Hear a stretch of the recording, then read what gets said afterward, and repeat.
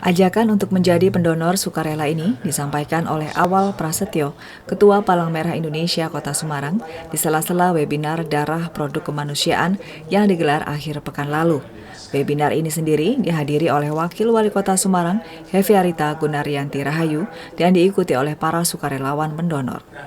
Data di PMI Kota Semarang hingga saat ini jumlah pendonor darah sukarela mencapai 98%, karena donor darah dibagi menjadi dua jenis, yakni donor untuk layanan kesehatan dan donor untuk layanan kemanusiaan, di mana donor darah layanan kesehatan berasal dari permintaan dokter untuk penanganan kesehatan pasien yang membutuhkan saat itu.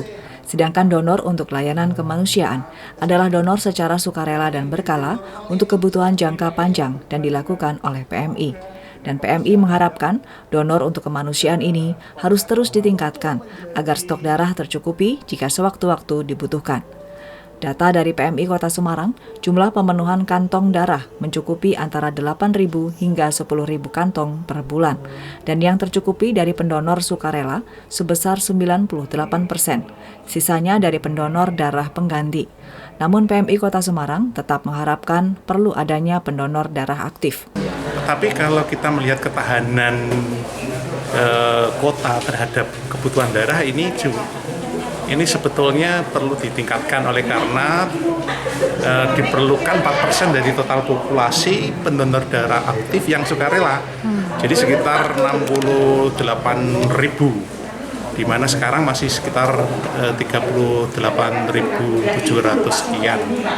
Jadi masih kurang 40%-nya lah. Nah, jadi kami memiliki suatu pemikiran inovatif yang tujuannya itu untuk menyemai relawan pendonor darah itu ke usia yang paling muda. PMI saat ini membutuhkan pendonor darah aktif yang sukarela mendonorkan darahnya secara berkala 6 bulan sekali. Jika ini terpenuhi, maka kebutuhan pendonor pengganti atau berdasarkan permintaan dokter bisa diminimalisir. Dan PMI akan melakukan inovasi kampanye dengan melibatkan generasi muda di sekolah. Restu Indah melaporkan.